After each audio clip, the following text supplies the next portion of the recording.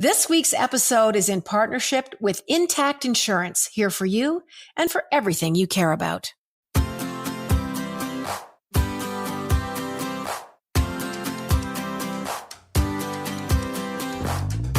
hello there, everyone. This is Jann Arden. You're listening to the Jann Arden podcast and show. You can subscribe to us on your favorite live streaming podcasty things.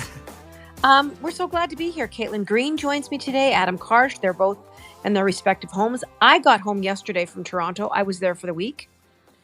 It was still weird and wonderful, traveling, going anywhere. I was on a packed plane coming home last night, and I sat beside a very drunk man. Did he recognize you?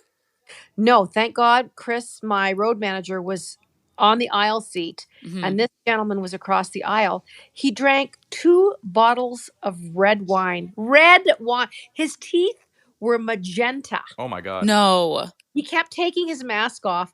Our flight attendant, I want to buy him a Winnebago or a trip to Cabo for like 6 months just to reward him for his kindness, his professionalism. And kudos to you, Air Canada. You've got some good people. His patience. He kept giving the man new disposable blue, like surgical looking masks, because this guy could not effing keep the mask on his face. I believe that. And I feel like I would be so, like, if for you, you're a recognized person and this is now a drunk person and you're captive. Like, you can't move. You can't run away from them. You're on a flight. And this is like my introverted worst nightmare. The guy beside him, he was in disbelief. And I don't know what the rules are with serving someone. Chris and I were like, I hope the guy can stand up at the end of this. It's a 4-hour and 15-minute flight. As soon as they were able to serve, he was drinking full glasses of red wine. So we figured it was 2 bottles. That's a lot. Yeah, I do think that they can cut you off. And I know of them cutting people off. Like, it's like a bar. And also, that's when people get unruly. Like, you're going to have a passenger incident when someone is being overserved. So they do cut people off. But it's like, because I used to bartend and I've had to do this, people who are that drunk don't take kindly to being cut off. So it's a real little risky little game to play. Because when you tell a drunk person they can't drink anymore, they feel very judged. They're very illogical. And it is like one of the most awkward things to do as a bartender. We were descending. And the guy was trying to get the poor service attendant's attention. And he just insisted. And so the guy gave him a little, like an inch in a plastic cup. And I think he played the hand quite well, because he was just like, I don't want a scene. We are descending. I need the man to stay in his seat. Yeah. And I don't want him to keep going, hey. So he gave him his little sippy cup, and we landed, and Chris and I bolted out of the plane. But it was an interesting flight. All I can say is kudos. It's a time to be patient. That could have played out much differently. I was surprised the guy held his pee as long as he did. I was just going to say. He didn't go to the bathroom till like maybe 20 minutes before we started sort of packing up the cabin and putting our seats upright. Oh, and wow. he was standing in that toilet for, I'm going to say he peed for 140 seconds straight, because he was in there for a long time. He's like a drunk camel, just holding it all in his hump. And I wanted to talk because in my drinking days, I could absolutely do 5, 6, 7 Caesars. Oh, wow. Oh my gosh. And especially if I was coming home from working, especially if I didn't land and have to go immediately to meetings or gigs or whatever. So if I was finishing a trip, I could do, conservatively 5. Wow. But I'm so glad. Chris is like, I'm so glad we don't drink. I'm Yeah. like, hallelujah, amen. Greatest thing that ever happened to me, greatest decision I ever made in my life was my sobriety. Next to veganism, next to whatever it is else that I'm doing, but sobriety. And I'm thinking, is this guy driving home? Is he getting in a cab? Like, now what? Well, yeah. Who's picking them up? What is the deal? Are they like, oh, Larry got hammered on the flight again? Or like you said, what do they think that they're driving home? Like, what is going on? I mean, and also, I just am like, a flight is such a dehydrating experience and environment anyways, that just to me sounds like the world's worst headache. This is all kinds of wrong. Well, Chris kept elbowing me. Like whenever there was like a new thing happening, he kind of would elbow me and I would look sort of past his chest and the guy was, trying to eat his tortellini. Oh my God. Yeah, for some reason I'm like, "Sir, stab the goddamn stab it. Stop trying to pick it up individually and balance it on your plastic fork. It is oh, That's drunk. Like that's real drunk. If you can't handle getting a tortellini from plate to mouth, you're very drunk. they're going to offer that test now. Oh, Yeah. you have to walk the line holding a plastic fork with a tortellini. That's Yeah. the test. Keeping with our traveling and sort of interesting, dramatic, and horrific travel stories. There's a broken toilet on the SpaceX crew is dealing with wearing diapers. What? I saw this story pop up and I felt horrified because of course, what else do you do when a toilet breaks in space? There's no gravity. So not only is it a terrible experience when it's working to put your butthole, probably for some kind of a suction thing. I don't know how it works. You guys can go Google it yourself. I once had an opportunity to talk to Commander Chris Hadfield when he was on the space station. I was one of the people very fortunate enough to speak to him when the ISIS came around enough for you to communicate with Earth. Yeah. So I downloaded an app, but one of the first things I asked Commander Hatfield was about the toilets, and he said, "Well, it's the most frequently asked question about how we poo and pee up here." And I can't remember exactly what he said because my dad, who had dementia, kept popping into the screen, and I was mortified. No. Because Chris was going, "So who's that gentleman behind you?" And my dad was quite sick at the time, leaning into this NASA, looking. Can you blame him? It was so. No. But anyway, so they're wearing diapers. Yeah. And I'm thinking, why do you have diapers in space? But I guess that was one of the things that they thought this could happen. This is definitely why they have diapers in space. But then, like, okay, how do you change your own diaper? Where, like, is there a risk of things leaving when you remove it? Like, what happens exactly? Like, this is for a myriad of reasons, Yep. not the least of which is diapers. I would not be able to cut it in space. Like people talk about space exploration, and now that it's kind of being commercialized by billionaires, unfortunately, everyone's like, oh, William Shatner's going, like Michael Strahan's going now. I'm not going to go. Not because I don't find the exploration part fascinating. I think seeing the world from up there would be a life-changing perspective. I just can't imagine that it is anything other than disgusting and uncomfortable. Agreed. I'm happy to watch the live feeds of them from space. Yeah. And what they're looking at. That's enough for me. I'm not an intrepid explorative person. I know that's not even a word. Explorative. Let's change it to explorative. The astronaut, NASA astronaut Megan MacArthur calls the situation suboptimal. That's a really professional way of saying I would prefer not to crap in my own pants. But I'm trying to think. So they're putting the diaper on. Hi, welcome to the Jann Arden podcast. So they're putting the diaper on in zero gravity, pushing out a poo. Yeah, I don't like that. Just feeling it going into their pants. Yeah. Isn't it floating? Do you have to catch it when you take your diaper off? That's what I'm saying. Removing it, changing your What if it gets loose?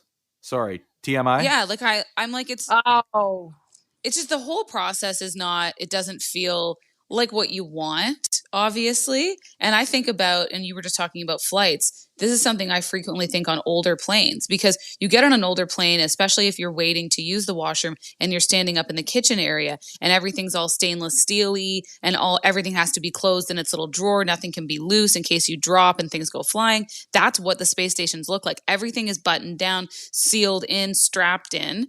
And it's like, it looks so uncomfortable. And it just feels like it would be yucky up there. I don't know. I couldn't do it. I just absolutely couldn't. Also because I'm dumb, but mostly because it's gross. You're the smartest people I know. Listen, they have had a terrible time. Like as far as space journeys go, they've had a terrible time. Thomas Pesquet, I hope I'm saying that right, Pesquet, he told reporters that in the past 6 months, it's been really intense. So they had to do a series of spacewalks. They upgraded the station's power grid. They had inadvertent thruster misfirings by a docked Russian vehicle, and it sent them into brief spins. No, I thank can't you. even imagine what that means as you're going 29,000 miles an hour around the Earth. But they got that under control. They were hosting a Russian film crew. I guess that's part of the people that are up there right now. They dealt with the toilet leak. They're still dealing with it, I get. But they they discovered pools of urine Oh. like Oh. floating in the capsule because fluid just kind of beads together, but it was pools of urine. That Sounds was terrible. anyway.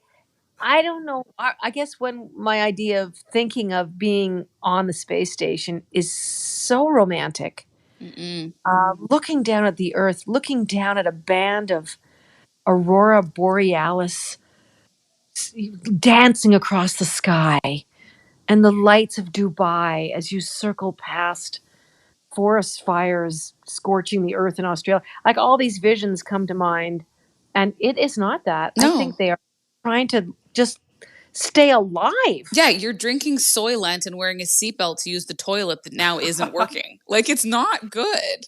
I don't know why people are paying so much money to do this. I also think, as a side note, that space exploration is being massively devalued. When I heard that, like, Good Morning America host Michael Strahan was going, and they're obviously like trying to turn it into a segment and all this stuff, I just thought, we're wrecking the panache of being a space traveler at this point, because old Bezos over there has decided he's just going to strap any old millionaire and a TV host and take them up into space. It should be reserved for the Chris Hadfields and the Roberta Bonnars of the world.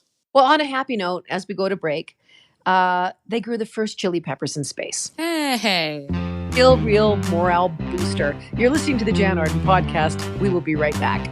Well, it's not so hard to be an astronaut because the poop gets caught in your butt. Zero gravity poop. Zero gravity poop. Welcome back to the Jann Arden podcast. I'm here with Caitlin Green, Adam Karsh, and we've been talking about diapers in space. Caitlin, you had another space-related story. Do tell. I'm excited. I shut you up. I didn't mean to be so abrupt, but I'm like, don't tell me. Wait till we go back to recording. So what's happening? There have actually been some trending space stories that didn't revolve around toilet stuff. And one is the launch this week of this asteroid reduction test that NASA was starting. And I think it launched yesterday, this projectile. It's like a space projectile. And the entire goal of it is to have this spacecraft land on a moving asteroid. No. So basically Armageddon. So it's unmanned, like this is no one's on this, but this projectile lands on a moving asteroid, and the idea is that it's going to crash into it, and then knock it slightly off its course. And what this is supposed to do is prevent us from getting hit by an asteroid and becoming like the dinosaurs. So they're thinking if we can do this with an asteroid that isn't currently on path to hit us, and we can bonk it off of its course, then maybe if we find out that we have an asteroid the size of the Eiffel Tower heading towards Earth one day, we will just use and deploy one of these spacecraft, one of these projectiles, and potentially save humanity. But the thing that this brought up for everybody most was that the test, was that like a cover-up? Like, is the test the whole mission? Do we think there's an impending asteroid impact coming to Earth, and they're just not telling us because what would the point be of stressing out everyone on Earth?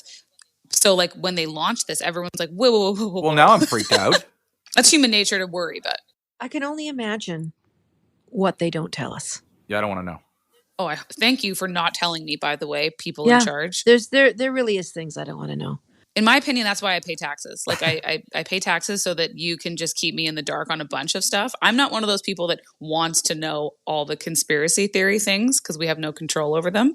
But so it did spark a bunch of conversations, and it launched. So we'll see how it goes, if it's effective. I don't know. Maybe they have Michael Strahan or William Shatner on board. Maybe they're manning it. Constantly talking about mining precious metals from these asteroids and from these dormant rocks floating through the abyss. Yeah. I think we will absolutely see that. Not in our lifetime, but I bet you in the next 100 years, those idiots Yeah. are going to be drilling for something on the moon.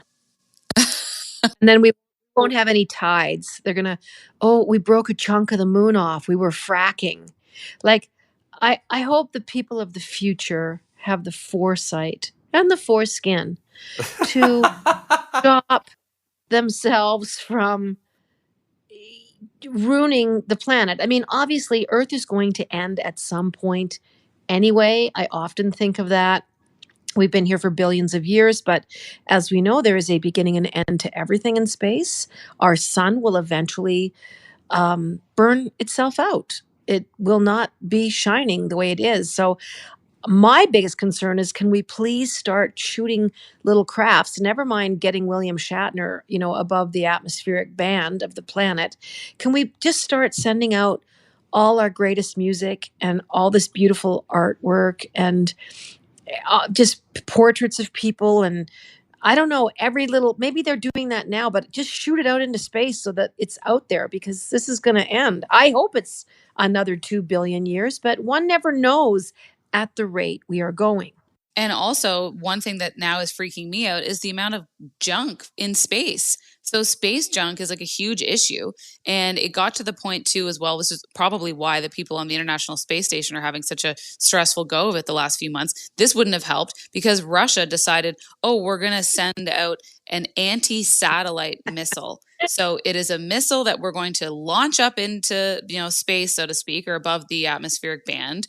And it's going to hit a satellite that we want it to, and it's going to blow it up.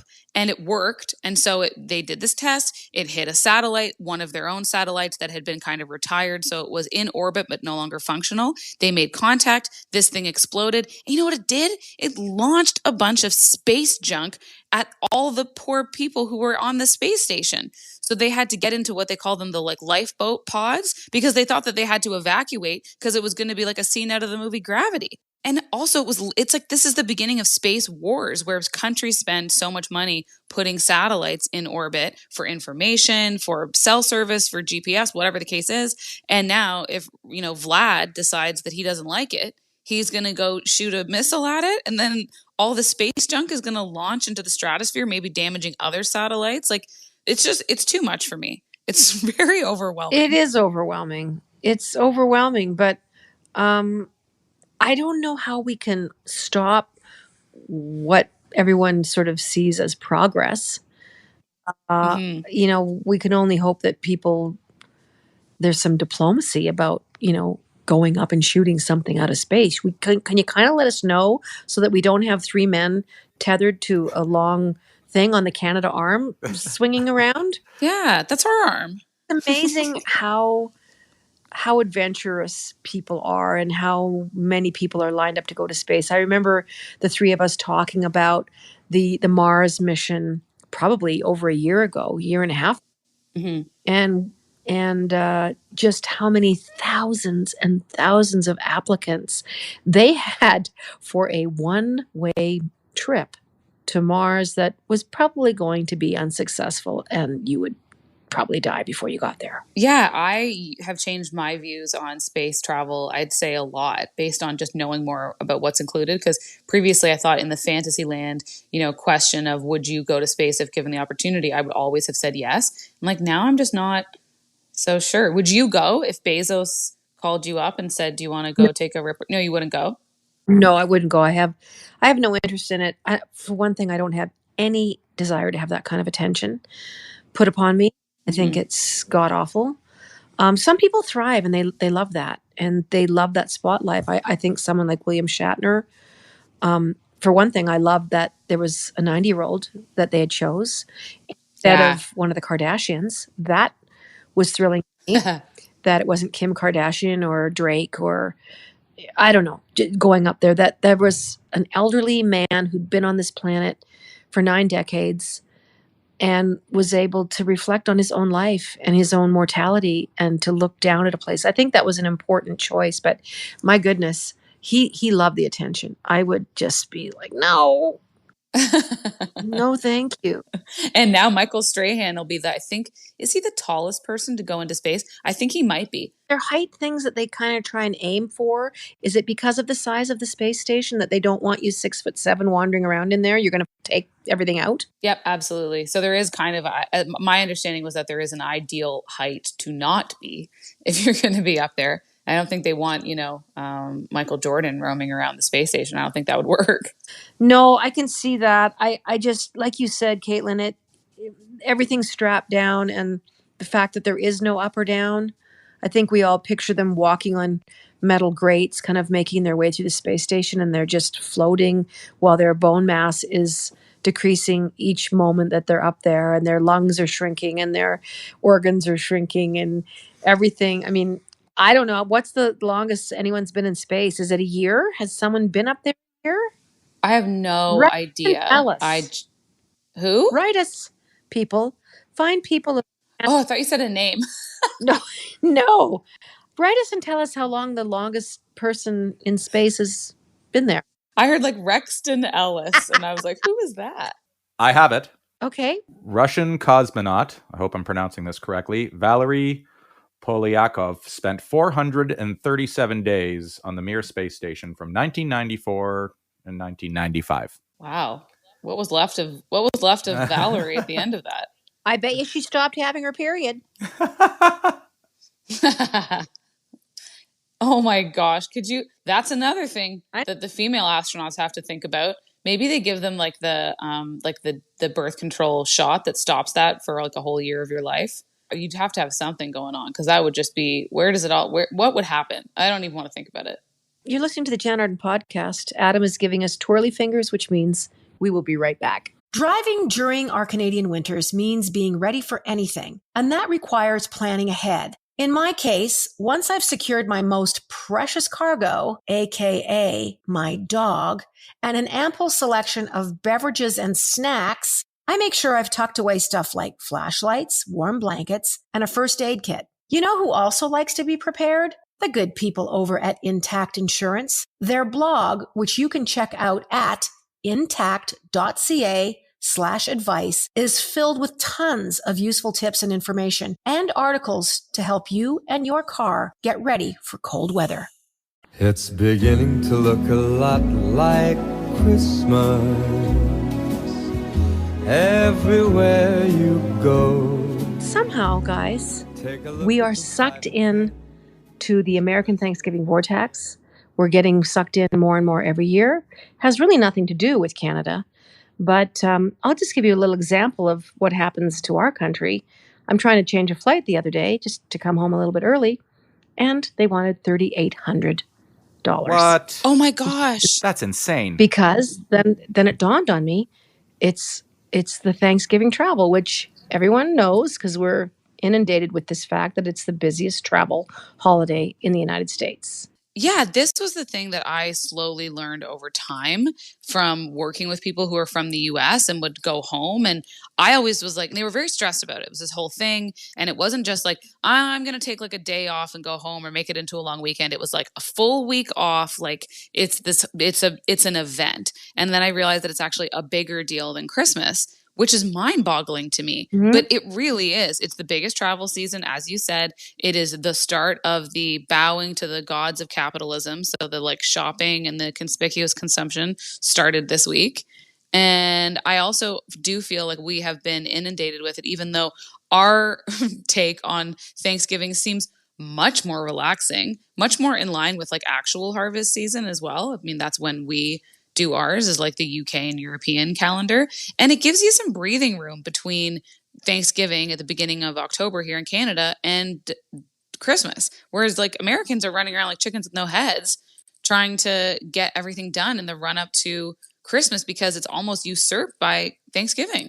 It is bigger than Christmas. And for me, for the American folks, for me, it's like people who want to avoid going home for Christmas. It's almost like, let's get this over with earlier. It'll be less stressful. It's not all the gifts and stuff.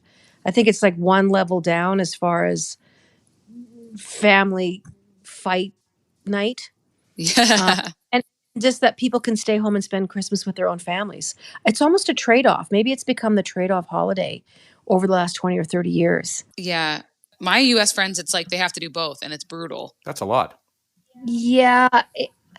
I mean, everything on my computer when I flip it open now, and it has been this way for the last month, is all Black Friday sales, holiday sales.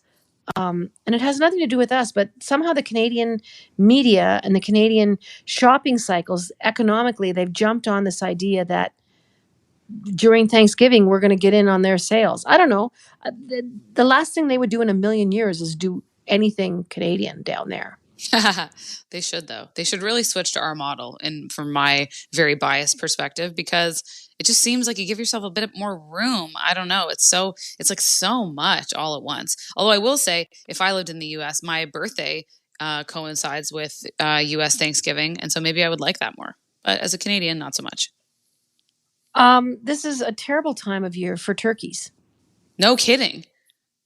This is between now and Christmas, something like 75 million turkeys will say adios. And that's probably mostly just for Thanksgiving. Because a lot of people do a turkey at Thanksgiving and they do a turkey at Christmas time.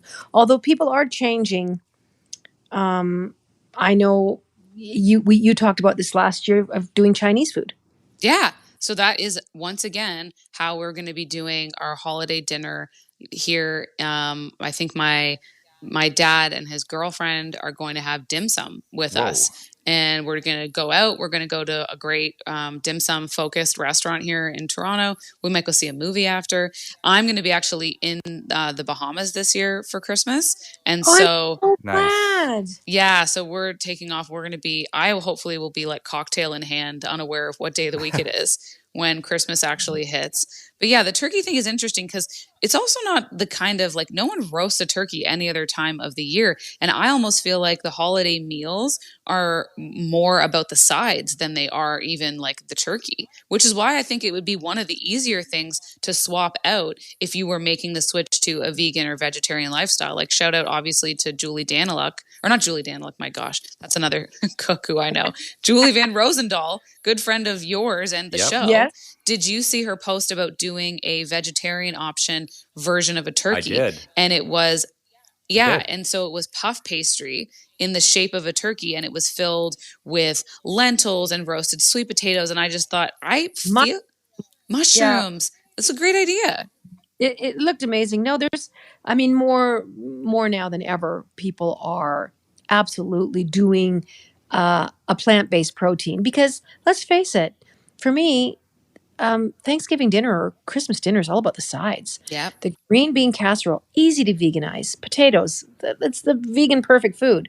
Speaking of potatoes, the biggest potato was just dug up in New Zealand a week ago. His name is Doug, and he was 17 pounds. Doug. So that's a very big potato, Doug, 17-pound potato. But like you said, the sweet potato with the marshmallows, you can do vegan marshmallows now. There's so many options. Gardein, shout out to Gardein, who are not our sponsors, but please feel free to sponsor us. They do, and you can find them right now. They're easy to find because it's that time of year. They are beautiful little individual parcels of delightful deliciousness. It is like a turkey breast. It's vegan, and it's stuffed with the most delicious, sagey, poultry, seasonishy, wonderful little bread stuffing. And you bake them in the oven. And if you have that, it comes with gravy, by the way. Good idea, Gardein. And you just heat that up on the stove. It comes with little gravy packets for everybody. And I have those every year. So now I have, and I'm not kidding you, I wish I was lying, I have 10 bags of 2. So I have 20 individual Gardein, because they were on sale. They're in my freezer. And so I'm having 8 people here for like Christmas dinner. Mm-hmm. And we are all vaccinated, by the way. We are all hopefully going to be boosted at some point. But we're all having one of those. I've already forewarned everybody there's no turkey here. Yeah. And no one even blinked an eye. This is what I was going to say. Like, I've had some decent turkey in my life, but it's not like I'm not going for it. That's the thing. It's this tradition and it's the attachment that we have to the tradition. But the mashed potatoes, the butternut squash, the delica squash, the stuffing, certainly stuffing is probably my favorite. You can do like a vegan mac and cheese too. I mean, there are lots of options now that I just don't think people had before. And I don't know, it makes me feel like the whole holiday is slightly less murderous and terrible for the earth. Well, it is, and they're killed after 5 or 6 weeks. They don't last very long, and they're raised in barns with thousands and thousands. I won't get into that. I mean, people are waking up to animal welfare. We saw horrible flooding in Abbotsford, Yeah. British Columbia. There's more storms headed their way. Certainly, by the time this podcast airs, the show airs, they're expecting so much more rain. And there was thousands and thousands of heads of livestock. We have to think about, how are these industrial farms maintainable? Mhm. And do we have to keep these numbers manageable, not only for the planet, not only for climate change, but when these disasters happen, these animals deserve to be rescued. They deserve to be taken to higher ground. There was no plan. No. There was some of these animals were locked in their barns. Oh yeah, for sure. It's like the worst case scenario in the Titanic. And I do understand that people were panicked. And I'm not saying that, farmers are these people that don't give a crap about their animals. I don't believe that for a second. I think the people that lost all these animals are devastated. It's horrible. But just because it's something that we've done for hundreds of years and this is the way we do it doesn't make it right. Yeah. And also, it's not, I mean, I will say, for your wallet, trust me, it is going to get increasingly less affordable to consume animal products. We're seeing the cost of, I think bacon was one of the products that was hit hardest by inflation. I think it's gone up somewhere close to 30%. But if any family in Canada knows right now, the cost of getting meat and dairy is sky high, and it's reflective of the cost of creating it. And so at a point you've got to ask yourself, is it even financially viable? Because back in the day it wasn't. These were special meals. It was the roast chicken on 1 week only. And then once a freaking month. You can't have animal protein 3 times a day. But that was a political policy. That was a political policy from politicians who wanted to promise a chicken on every table, and that's how they got voted in. You're listening to the Jann Arden podcast. We'll be right back. Turkey for me, turkey for you. Let's eat the turkey in my big brown shoe. Love to eat the turkey at the table. I once saw a movie with Betty Grable. Welcome back. Caitlin and Adam are here, Jann Arden podcast and show. We're talking about space diapers and we're talking about turkeys, and we're not going to talk about turkeys and diapers because that would just be too convenient. Listen, thousands and thousands and thousands and thousands of people are going to be sick from the turkeys that they cook this year. Yeah. So still, after all these years, cooking a turkey is like one of the number one most Googled things. So if you go in, how to cook a turkey, it comes up. There's people all over the world thinking that deep frying a turkey is a great idea, dropping it into a vat of oil. There has been so many fires, so many injuries. There has been deaths from people deep frying turkeys. People, but anyway, getting this salmonella, any myriad of poisonings that you can get from improperly cooked poultry. These are big birds. In my day, my dad would be up at 5 a.m. God knows this was a little excessive because these turkeys were drier than a witch's skirts. And, he cooked it for 10 hours. It was low and slow, but my mother put the fear of God into all of us that turkey, that leg needed to pull off effortlessly. But there are thousands of people that are going to wake up in a few days so sick from improperly cooked turkey. How can we help them, guys? How can we help these people? That's why they have the Butterball hotline. Butterball every year comes out with a turkey hotline so that people will call in and not poison themselves. And I've always been of the mind where I'm like, well, if I'm doing some sort of a holiday meal, oftentimes I will not opt for turkey. I will opt for a roast chicken by Ina Garten. I would opt for something else. I mean, but a roast chicken to me is default. And also, I guess this is just a byproduct of the fact that I'm not going to a 30-person dinner ever, really. Like mine have always been super small. That ship has sailed for me. Yeah, and I was just going to say, especially now, I think, whether or not it's for, health and safety reasons, or just that as a result of switching up to smaller meals for health and safety reasons, you realize, hey, I kind of like it. I think that that's changing quite a bit. I don't know. I also read that like in the US, only 10% of Americans will either order in from like a pre-made catered type situation for Thanksgiving or go out. And that struck me as low.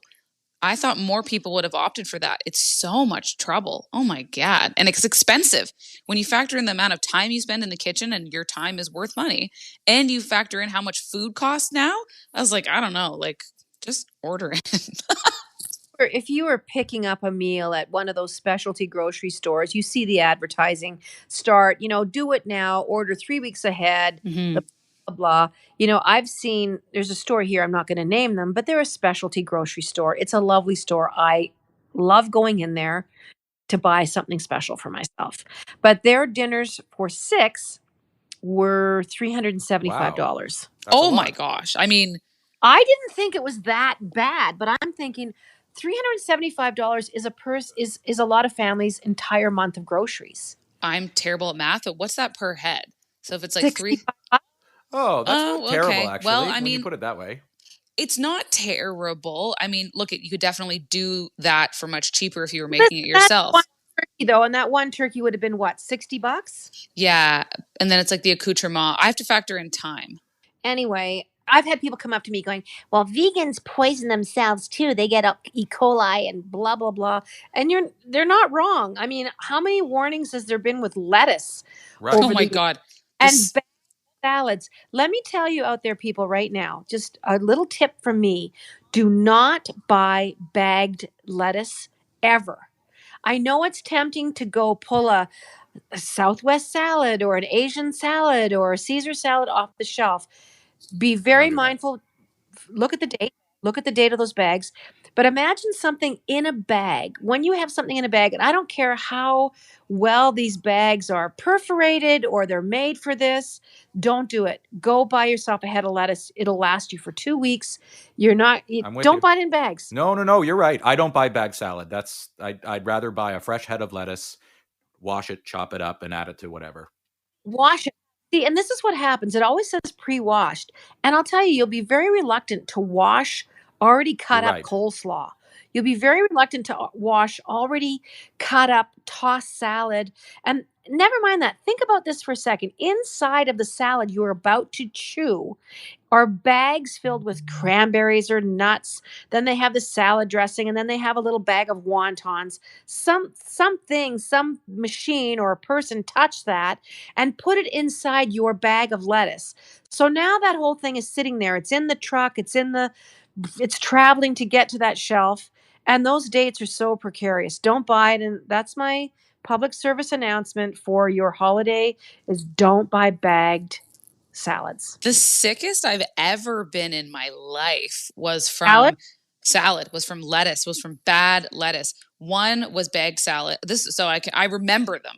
One was bagged salad. One was bagged salad that had been put on a sub sandwich, and the other one was bagged salad that was in a wrap. And so it was all this like pre-washed lettuce, and it's just like, ugh, it's not a great idea. And also, they're all handled in these massive processing facilities. So if you have one little outbreak, it spreads to all those salads processed at that one facility, and it's not great. And then the last part of it is same goes for sprouts. If like when I was pregnant, my OB was like, I do not want you touching bagged salad. I do not want you touching sprouts. As much as we all like fret over sushi, Japan has figured out how to have children, and the women there who are pregnant consume sushi all the time.